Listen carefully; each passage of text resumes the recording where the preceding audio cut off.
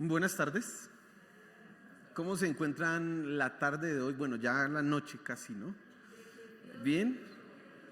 Bueno, me alegra verles, me alegra poder saludarles y sobre todo que podamos alabar a Dios juntos. Eso es algo maravilloso. ¿Sabía usted que la Biblia dice que Dios habita en medio de las alabanzas de su pueblo?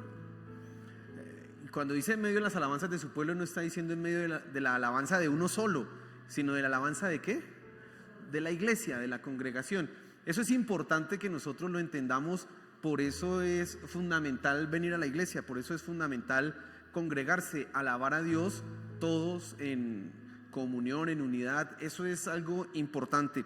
Yo quiero que tú te ubiques por favor en Malaquías capítulo 3, versículo 7. Nosotros el domingo hablamos de esto, pero me interesa, como dice el título de la enseñanza, una razón más. Me interesa dar un argumento más, una razón más frente a ese tema espinoso que hablábamos el día domingo. Malaquías capítulo 3, ubíquese ahí, versículo 7. Vamos a leer nuevamente el pasaje hasta el versículo 11, hasta el versículo 12. Vamos a dar una razón más, un argumento más por el cual es importante que tú des tu diezmo y tu ofrenda. Yo ese día le hablé de 4 funciones, pero hoy le voy a dar una razón más adicional frente a eso. Pero antes de avanzar, yo quisiera que si oráramos un momento, que te tomaras un tiempo y cerraras tus ojos y pensáramos y tratáramos de pedirle a Dios que nos hable en este momento. Amén. Que sea su palabra la que se proclame en este lugar y no solo mis ideas o mis palabras, lo único que esté hablando acá, sino que realmente sea la palabra de Dios la que nos hable. Señor, te hemos podido alabar, hemos podido glorificar tu nombre y ahora te pido que tú hables en este momento, hables a nuestros corazones, hables a nuestra vida, que nosotros podamos ser bendecidos. Te lo pido, Padre Celestial. Gracias, Señor, por las cosas que tú has hecho a lo largo de estos días de la semana y las que harás. Y ahora nos disponemos para escuchar el mensaje, Señor. Háblanos. Amén y amén. Dice Malaquías desde el versículo 7, Malaquías capítulo 3 desde el versículo 7, y presten mucha atención a lo que dice el pasaje. Desde los días de vuestros padres os habéis apartado de mis leyes y no las guardasteis. Volveos a mí y yo me volveré a vosotros, ha dicho Jehová de los ejércitos. Mas dijisteis, ¿en qué hemos de volvernos? Versículo 8, ¿robará el hombre a Dios? Pues vosotros me habéis robado. Y dijisteis, ¿en qué te hemos robado? En vuestros diezmos y ofrendas. Versículo 9 dice, malditos sois con maldición, porque vosotros, la nación toda, me habéis robado. Traed todos los diezmos al alfolí y haya alimento en mi casa. Y probadme ahora en esto, dice Jehová de los ejércitos, si no os abriré las ventanas de los cielos y derramaré sobre vosotros bendición hasta que sobreabunde. Reprenderé también por vosotros al devorador y no os destruirá el fruto de la tierra, ni vuestra vid en el campo será estéril, dice Jehová de los ejércitos. Y todas las naciones os dirán, bienaventurados, porque seréis tierra deseable, dice Jehová de los ejércitos.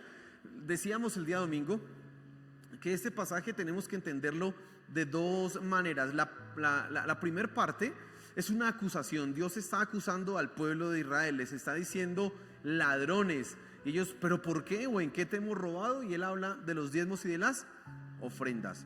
La segunda parte que vamos a tratar este domingo que viene, vamos a ver la orden, el imperativo y la promesa que hay vinculada a eso. Vamos a hablar de eso. Ya le anticipo una vez el título del domingo, y esto es una cuestión de fe. Esto es un asunto de fe. Y vamos a hablar de cómo los diezmos se convierten en un asunto de fe. Pero nosotros veíamos que los diezmos y las ofrendas en la iglesia tienen una función, tienen una tarea importante.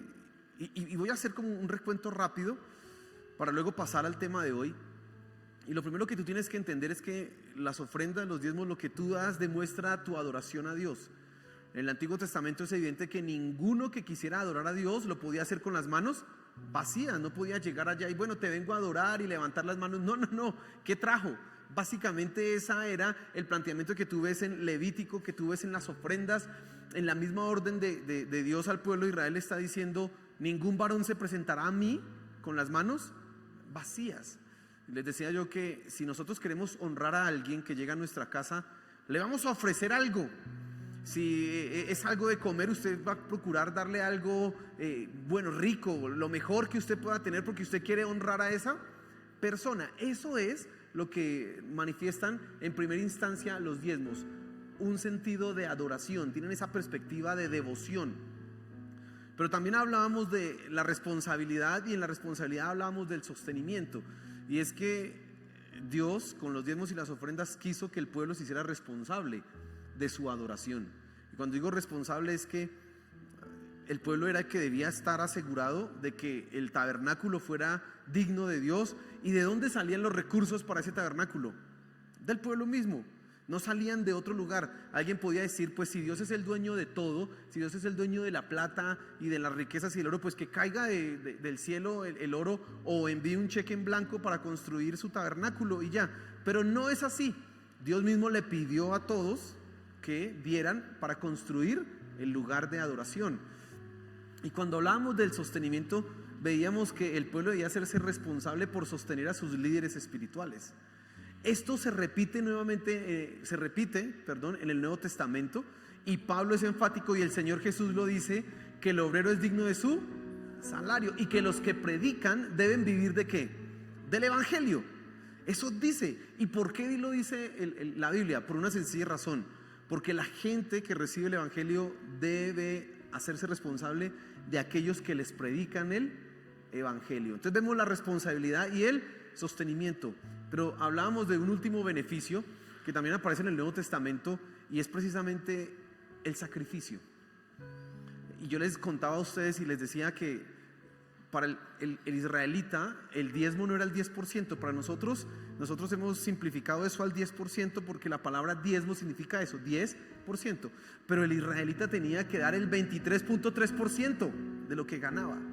Anualmente él debía reunir sus ganancias y dar el 23.3%. Una cosecha, las primicias, él debía entregarla casi que en su totalidad. ¿A quién? A Dios.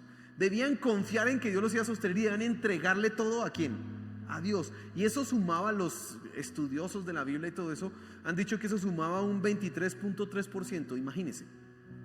Por lo tanto, cuando alguien, el israelita o tú, vas a dar tu diezmo, indudablemente eso es un sacrificio para tu corazón ambicioso, un sacrificio para tu mismo bolsillo, que te va a obligar sí o sí a vivir con lo que resta una vez que has dado. ¿Para quién?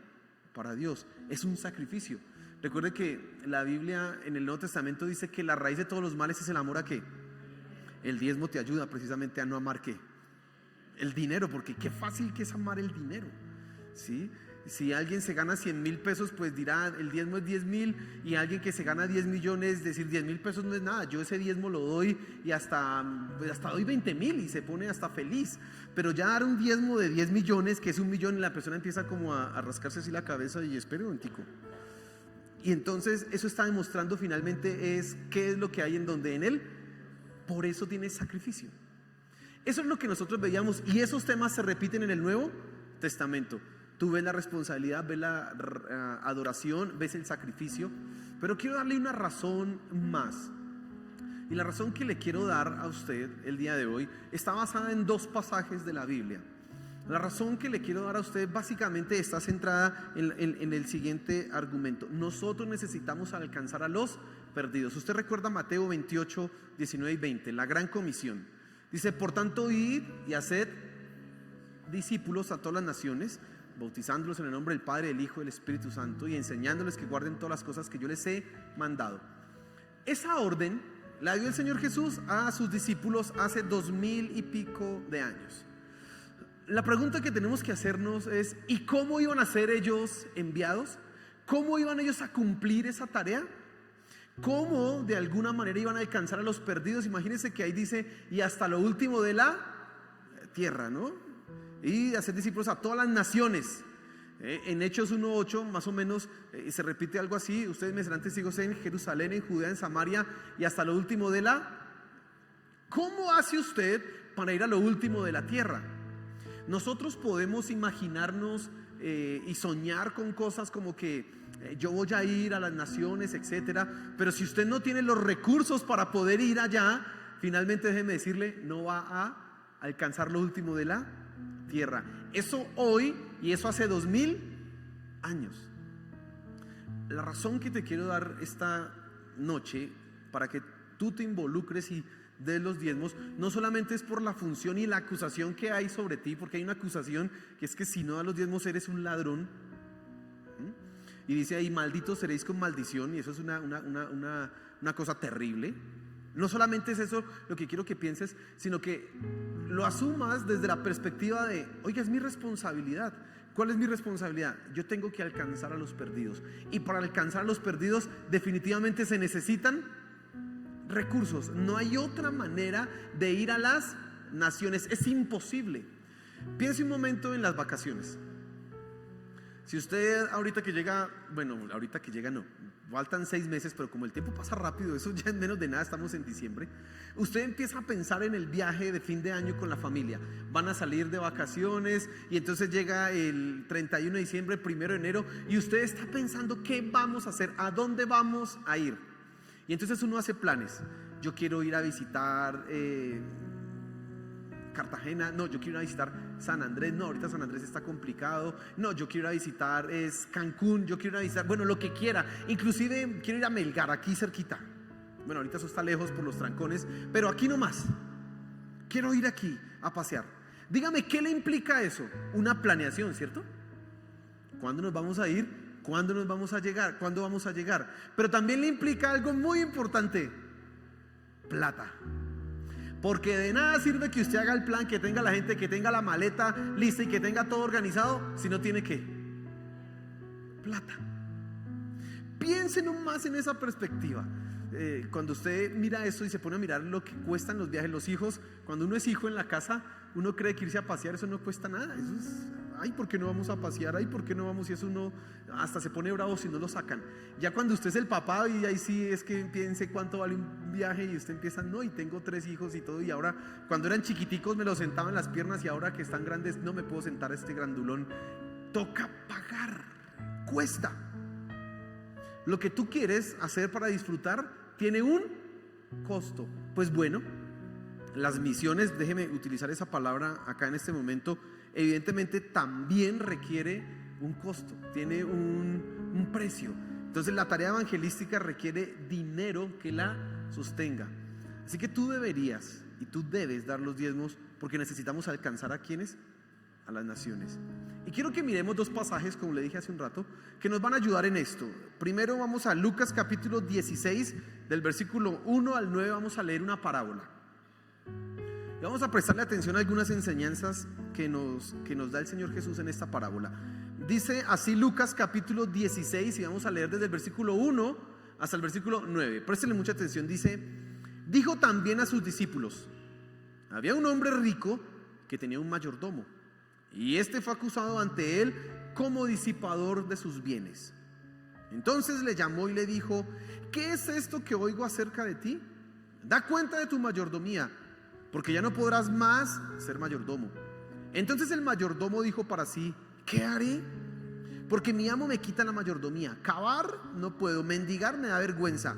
Ya sé lo que haré para que cuando se me quite la mayordomía me reciban en sus casas. Y llamando a cada uno de los deudores de su amo, dijo al primero: ¿cuánto debes a mi amo? Él le dijo: 100 barriles de aceite. Él le dijo: toma tu cuenta, siéntate pronto y escribe 50. Después dijo a otro: ¿y tú, cuánto debes? Y él le dijo: 100 medidas de trigo. Él le dijo: toma tu cuenta y escribe 80.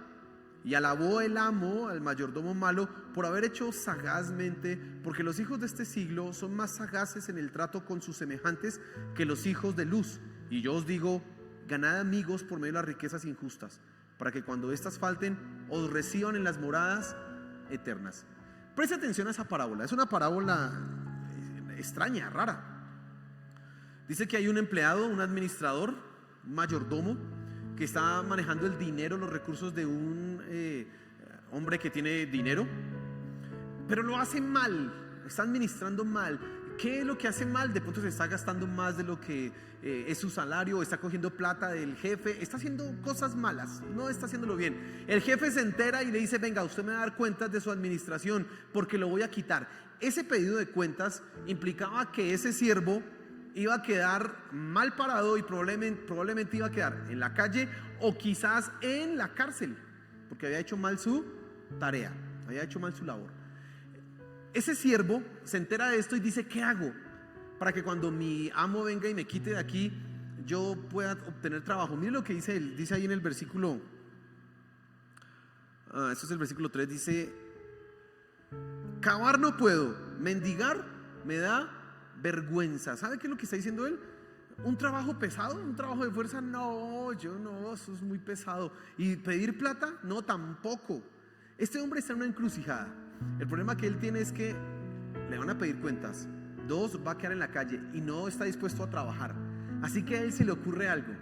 Lo que se le ocurre es coger las deudas que tenían con el amo.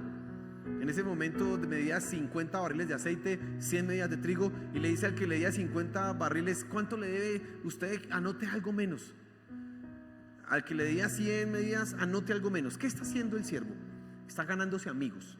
Está tratando de que cuando lo echen a la calle, él pueda ir a donde aquel que le rebajó la deuda y le dice: ¿se acuerda que yo a usted le rebajé esa deuda? Deme trabajo. O al de la medida de trigo: ¿se acuerda que yo le ayudé a usted a rebajar esa deuda? Hágame el favor, deme trabajo. Lo interesante de esta parábola es que, bueno, le hago la pregunta: ¿ese empleado es honesto? ¿Sí o no? ¿Ese empleado es digno de imitar? Pero la Biblia dice que sí. Y eso es lo raro. La Biblia dice: y alabó el amo. Y yo, bueno, no me voy a extender en esto, pero ya había una enseñanza al respecto. Ese amo en realidad es el Señor Jesús. El que alaba lo que hizo ese siervo es el Señor Jesús. El Señor Jesús es el que dice: bien hizo ese siervo, actuó sagazmente. Y le dice a los discípulos: ustedes deben ganar amigos con las ganancias injustas. Entonces aquí hay unas enseñanzas. Primero, esta parábola que acabo de leer está marcada en 2 enseñanzas fundamentales. La primera enseñanza es la que habla acerca de la necesidad de alcanzar a los perdidos. Lucas 16 está después de Lucas 15. Y Lucas 15 tiene una parábola que es la parábola del hijo pródigo. ¿Se acuerda de esa? ¿Sí si la conoce? Pero antes de la parábola del hijo pródigo hay una que se llama la parábola de la moneda perdida. Y antes de la parábola de la moneda perdida hay otra que se llama la parábola de la oveja perdida. ¿Sí recuerdas esas parábolas? Y esas parábolas enseñan, por ejemplo, la oveja perdida dice que había un señor que tenía 100 y se le perdió una, y ¿qué hizo con las 99? Las dejó y se fue a buscar una sola. Dice, la buscó por donde fuera y la encontró y la trajo. Después dice la moneda perdida. Antes, en la antigüedad, no habían pisos como los que tenemos nosotros. Si en estos pisos que tenemos nosotros se pierden monedas, ¿cierto que se pierden monedas? En la antigüedad eran pisos de tierra y a veces los tapetes eran como esas esteras. ¿Se ha visto esas esteras que son tejidas? No, eso sí, se pierde una moneda y usted, ¿cómo no la encuentra? Le toca revolcar toda la casa. Pero dice la parábola que esa mujer cogió la casa y la barrió hasta que encontró que la moneda, no descansó. Y la parábola del hijo pródigo pues nos enseña cómo Dios está recibiendo a los perdidos. Pero sobre todo esa parábola del hijo pródigo está referenciada es para aquellos que se ponen bravos porque se reciben los perdidos. Lucas 15 nos enseña lo siguiente: tenemos que recibir y buscar a los perdidos. Y después aparece esta parábola, y la parábola tiene unos versículos que son claves acá para nosotros entender lo que el punto que quiero enfatizar esta noche contigo. Dice el versículo 8: y alabó el amo al mayordomo malo por haber hecho sagazmente. Escuche, porque los hijos de este siglo son más sagaces en el trato con sus semejantes que los hijos de luz. Y dice el Señor Jesús: y yo os digo, ganad amigos por medio de las riquezas injustas. Y preste atención a esto, para que cuando estas falten, os reciban en las moradas. ¿Qué parábola tan rara? Primero se alaba a un siervo que es malo, después se dice que para que lo reciban a usted, ¿en dónde? En las moradas. ¿Quién nos va a recibir en las moradas eternas? ¿Quién? Según el contexto, ¿quién nos va a recibir en las moradas eternas? Dice: haced de mí amigos con las riquezas ajenas, para cuando os falten os reciban en las moradas eternas. ¿Sabe? Creo yo que esa parábola nos enseña a nosotros a usar el dinero en busca de los perdidos, para que esos perdidos después se conviertan en nosotros, o para nosotros, en gente que arriba diga: bienvenido, lo que tú hiciste me tiene aquí.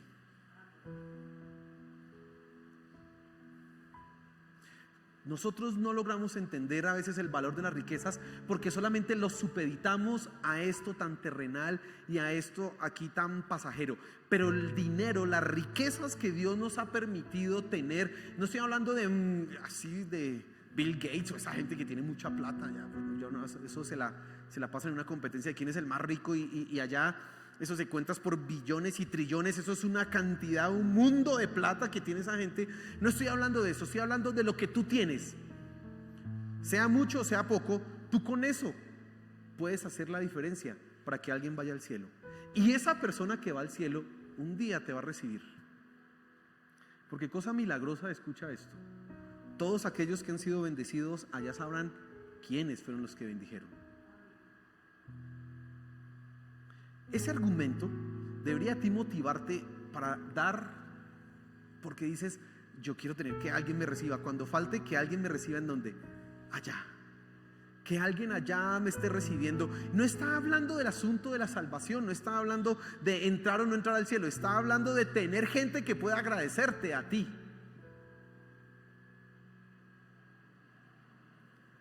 Yo le contaba que estos días estuve leyendo unas biografías y leí la biografía de un señor que se llamaba Adoniram Judson. Creo que el domingo les conté algo de C.T. Studd. Pero Adoniram Judson fue el segundo misionero que salió de Estados Unidos al mundo. El primero fue un esclavo africano que salió liberado y estuvo en Jamaica, y ahí no logró fundar una obra cristiana. Pero Adoniram Judson, no, digamos que fue el primer americano, nativo americano, no esclavo sino nativo americano, que fue a las misiones. Él entregó su vida en Birmania. Birmania, eso queda allá al lado de la India. Hoy día eso se llama Myanmar. Eso hace 2 años tuvo una crisis allá terrible y los militares tomaron el poder allá. Bueno, este hombre entregó su vida, 40 años allá. Pero ¿sabe? Él pudo estar allá por una sencilla razón: porque hubo gente en Estados Unidos que dijo: váyase allá y nosotros nos encargamos de sostenerlo 40 años, no se preocupe, vaya. Y cada mes y cada año, cada tiempo le iba llegando a él el dinero para sostenerse. ¿Sabe? Ese hombre se sostuvo allá porque, bueno, su fe, su llamado, su entendimiento de la palabra de Dios, pero también porque había gente que estaba dispuesta a dar ¿qué? Dinero para que se sostuviera. ¿Sabe? Él perdió 5 hijos. Perdió 2 esposas por enfermedades, por mala alimentación, allá en Birmania.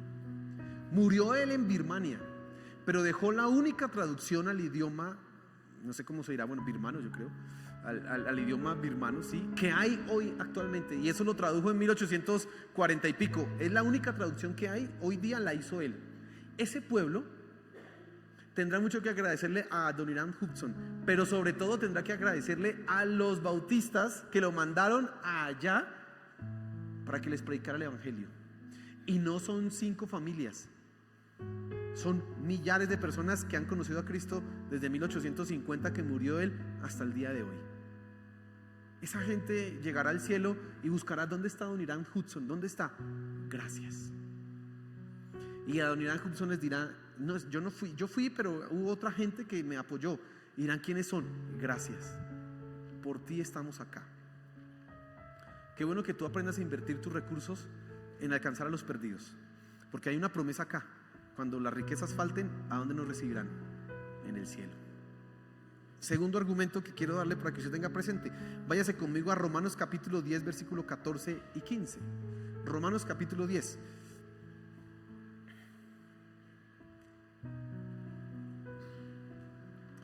Y miren lo que dice el versículo 14. Dice: ¿cómo pues invocarán a aquel en el cual no han creído?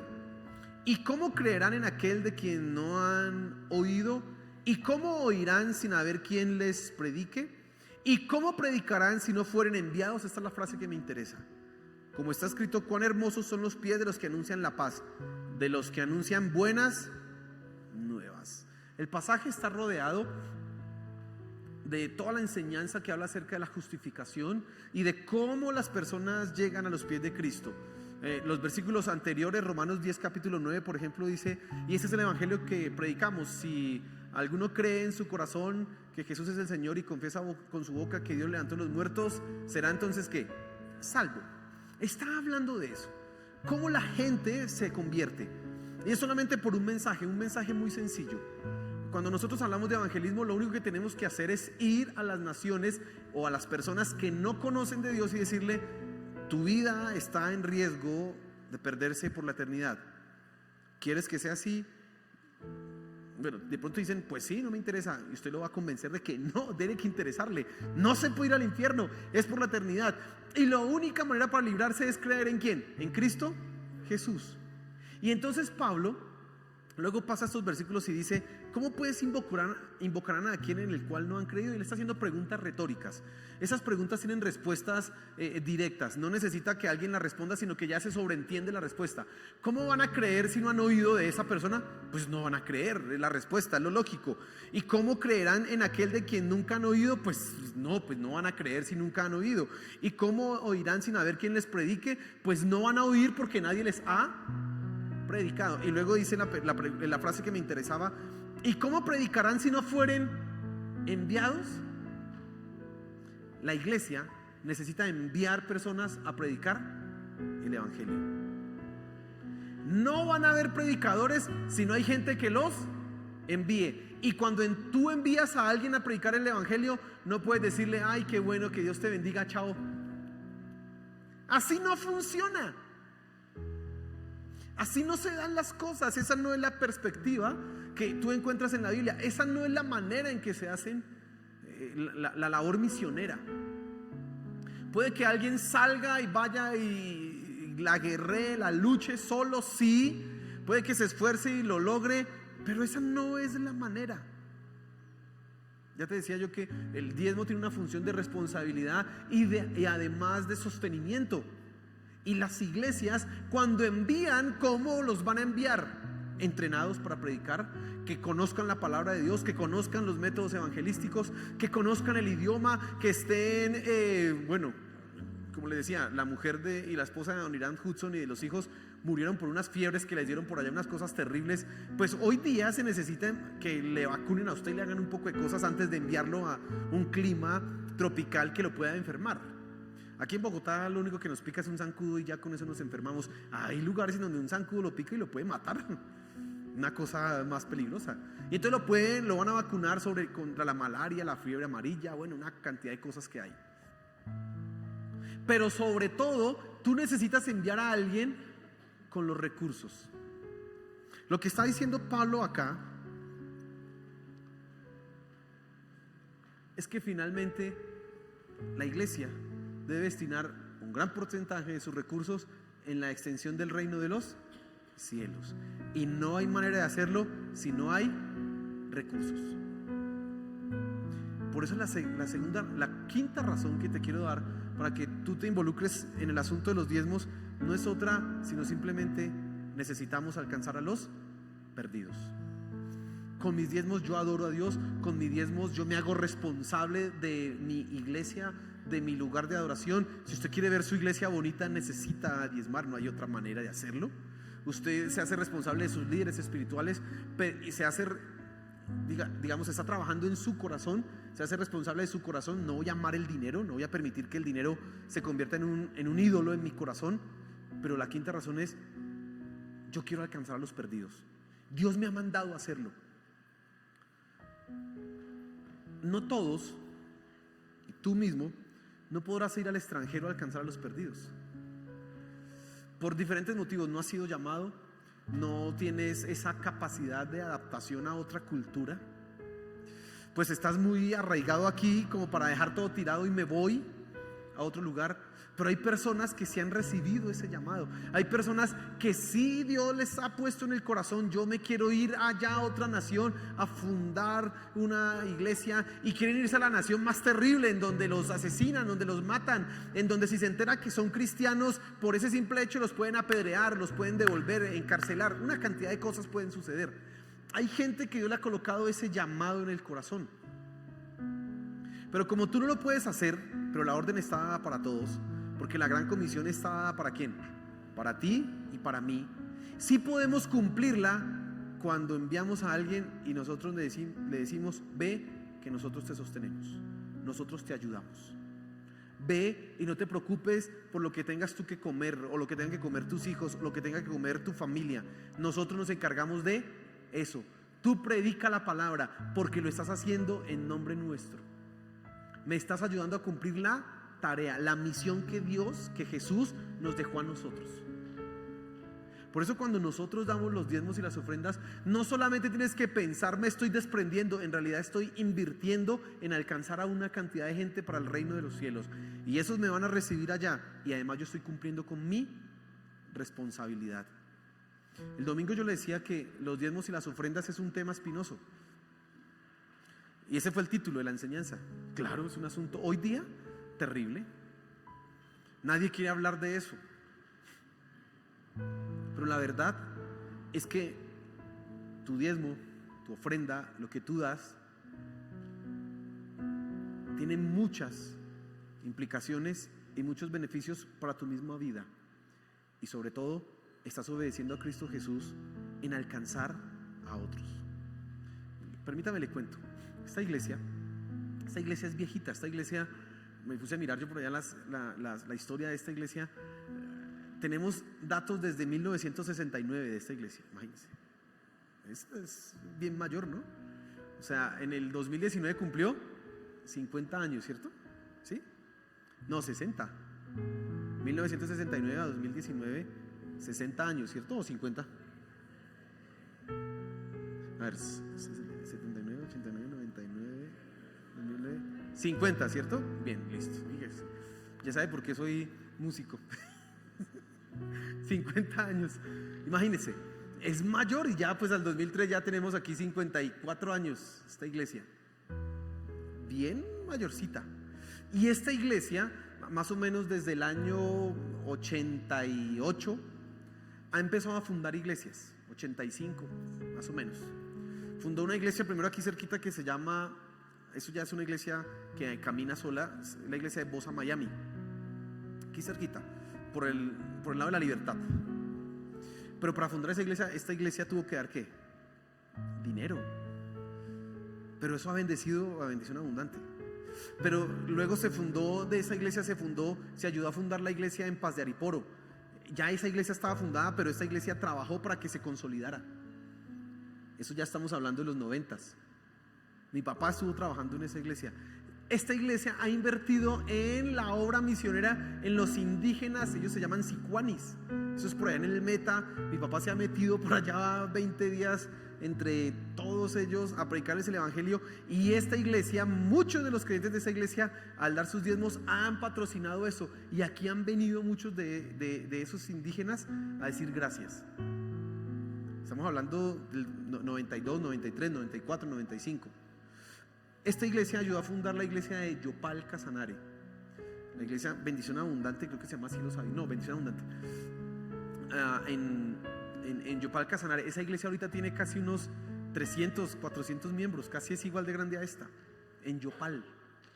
Y mi papá estuvo yendo allá a trabajar, yendo a esas iglesias. Casi se mata mi papá por allá en un accidente de carro y toda la cosa, en esas iglesias.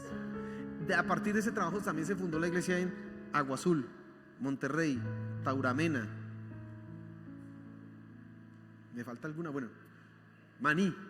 Esas iglesias. Esta iglesia ha dado dinero para eso. ¿Sabe por qué nosotros somos bendecidos? Porque hemos sembrado en el reino de Dios.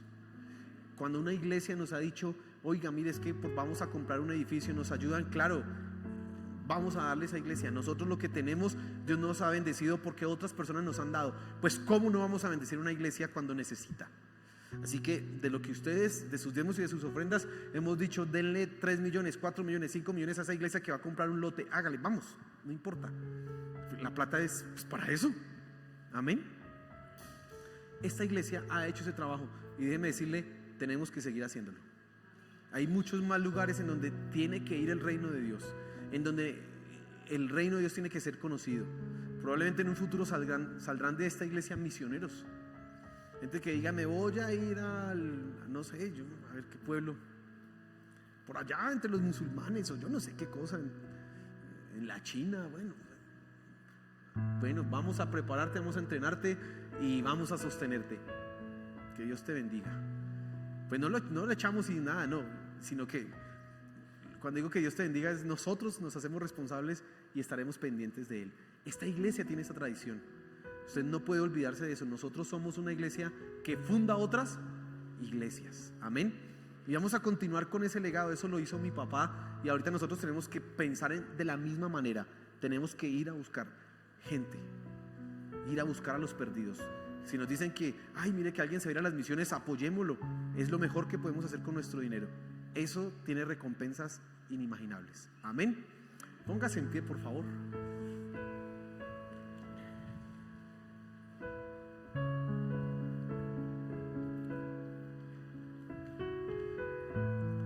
Le he dado la quinta razón para que usted se involucre en los diezmos y las ofrendas. Y este domingo quiero que hablemos podría ser la sexta razón. Incluso podríamos llegar hasta la séptima. Bueno, pero lo importante es que tú veas que realmente hay muchos beneficios cuando tú das tus diezmos, cuando tú das tus ofrendas. Pese a que han habido cosas malas que se han hecho con esto, escándalos que han sucedido con esto, en realidad, si tú dejas de mirar esas cosas y ves lo que Dios ha planteado con los diezmos y las ofrendas, vas a entender, no, esto es una bendición en realidad. Yo no puedo dejar de hacerlo. No puedo dejar de hacerlo. Si yo lo dejo de hacer, estoy fallando en algo que me bendice a mí mismo. No solamente a otros, sino a mí mismo. Entonces, vamos a orar, ya que has entendido que tenemos una responsabilidad y que es alcanzar a otros. Bueno, la manera es con tus diezmos. Si tú no puedes ir, no puedes ser enviado allá, bueno, pues involúcrate en dar tus ofrendas y tus diezmos. Señor, gracias por tu palabra esta noche. Gracias porque todo es tan claro cuando nuestro corazón desea entender las cosas. Te pedimos, te pido, Padre Celestial, que tú seas hablando a nuestro corazón, que nos lleves a comprender realmente que tenemos una tarea, una misión, una responsabilidad que cumplir. Y de ninguna manera lo podemos hacer si no estamos dispuestos a invertir nuestros recursos en eso. Por favor, Padre, ayúdanos a hacerlo. Gracias por tu palabra esta noche. Gracias porque nos bendices, nos da la oportunidad de trabajar, de ganar nuestro salario, de tener recursos. Pero ahora, Señor, te pedimos que también nos ayudes a entender estas cosas. Realmente a no amar el dinero y hacer las cosas como debe ser. Por favor, Señor, ayúdanos, te lo suplicamos, te lo pido, Señor, ayúdanos. Gracias, amén y amén.